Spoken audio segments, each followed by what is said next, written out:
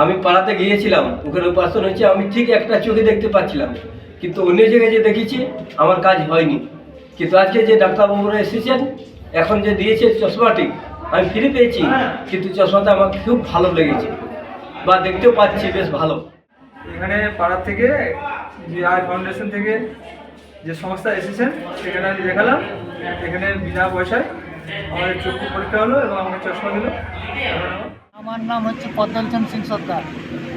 আমি চোখের অসুবিধার জন্য দেখাতে এসেছি।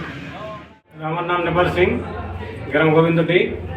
এই যে আমাদের খড়দা এসেছে ডাক্তারবাবু, দেখাচ্ছি আমি চোখ চশমা পেয়েছি, চশমা দেখাচ্ছে ভালো।